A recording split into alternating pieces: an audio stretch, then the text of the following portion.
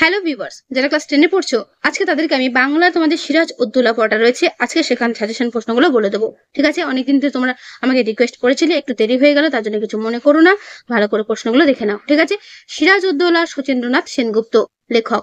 ঠিক আছে, তো তোমাদের প্রতি পড়ার মতো আমি কিন্তু প্রত্যেকটারই উৎস তোমাদের পড়তে বলি। তো এখানে এই যে সিরাজ উদ্দৌলা নাটকটি রয়েছে, এটা কিন্তু শচীন্দ্রনাথ সেনগুপ্তের মূল নাটক।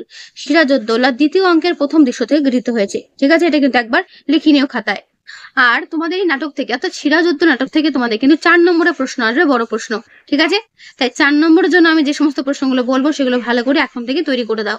ওকে, তোমরা প্রত্যেকেই জানো সিরাজউদ্দৌলা কে ছিলেন। আমাদের বাংলার স্বাধীন নবাব ছিলেন তিনি, তাই না?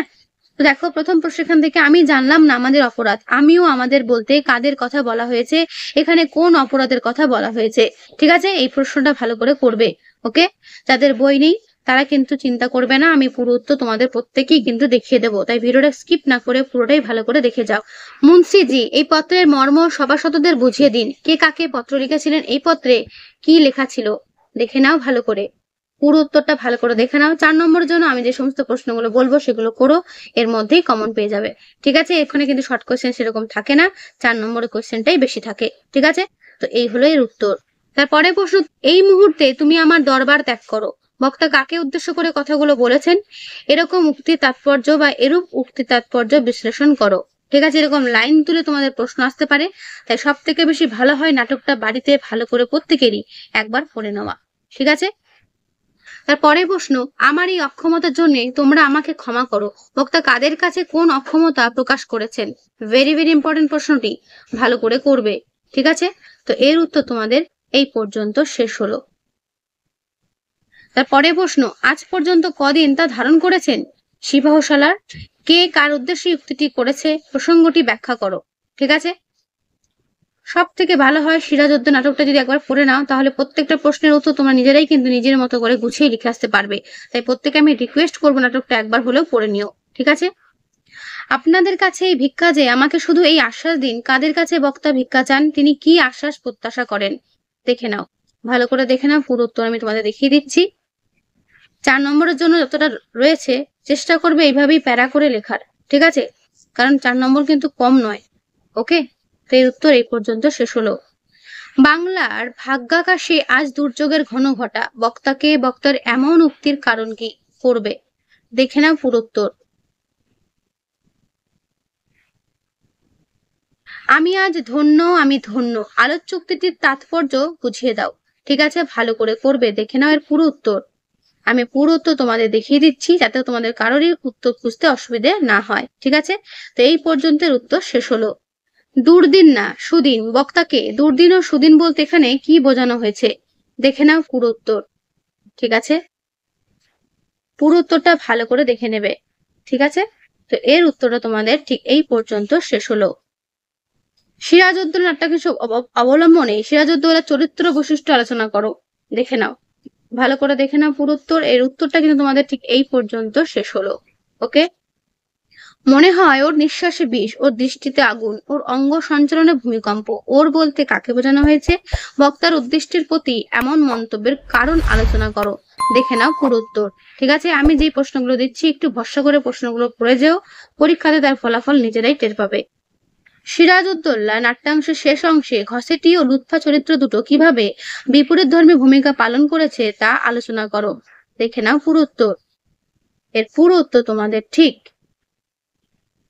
এই পর্যন্ত শেষ হলো। ওকে, নবাব যদি কলকাতা আক্রমণ না করতেন তাহলে এসব কিছুই আজ হতো না। নবাব বলতে কাকে বোঝানো হয়েছে, কোন ঘটনার প্রতি নির্দেশ করা হয়েছে দেখে নাও পুরো উত্তর।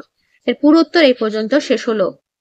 আর আমরাই বুঝি ক্ষমা করব বিদ্রোহিণীকে, বিদ্রোহিণীকে তার সম্পর্কে এমন উক্তির কারণটা কি ছিল?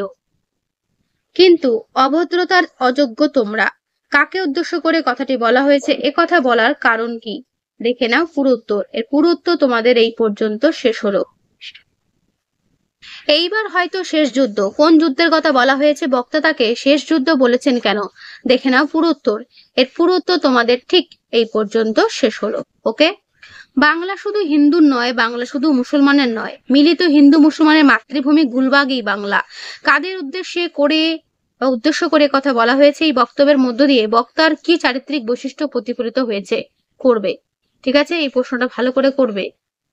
তো দেখে নাও পুরো উত্তর। এর পুরো উত্তর তোমাদের ঠিক এই পর্যন্ত শেষ হলো। সেদিন যে দণ্ড আপনারা দেবেন আমি মাথা পেতে নেব, উক্তিটির বক্তাকে কোন দিনের প্রতি এমন ইঙ্গিত করা হয়েছে? তো এর পুরো উত্তর তোমাদের ঠিক এই পর্যন্ত শেষ হলো। ওকে, ইস্ট ইন্ডিয়া কোম্পানির সঙ্গে নবাব সিরাজউদ্দৌলার সম্পর্কের অবনতির যে কারণ সেইগুলো সংক্ষেপে লেখো। অর্থাৎ কি কি কারণে সিরাজউদ্দৌলার অবনতি হয়েছিল ইস্ট ইন্ডিয়া কোম্পানির সঙ্গে। ঠিক আছে, তো দেখে নাও পুরো উত্তর। যেভাবে প্রথমত দ্বিতীয়ত করে অ্যান্সার করা আছে সেইভাবে তোমরা কিন্তু খাতাতে লিখবে। ওকে, এইভাবেই তোমরা পরীক্ষার খাতাতেও অ্যান্সার করে আসবে, প্রথমত দ্বিতীয়ত তৃতীয়ত এরকম করে। ঠিক আছে, তাহলে নাম্বারটা একটু বেশি পাবে। তো পুরো উত্তরটা কিন্তু এই পর্যন্ত শেষ হলো। আমরা নবাবের নিমক বৃথাই খাই না, এ কথা তাদের মনে রাখা উচিত। আমরা বলতে কাদের বলা হয়েছে, কাদের কথা বলা হয়েছে, তাদের এ কথা বলার কারণটা কি? দেখে নাও পুরো উত্তর। ঠিক আছে, তো এর উত্তর তোমাদের ঠিক এই পর্যন্ত শেষ হলো। ওকে,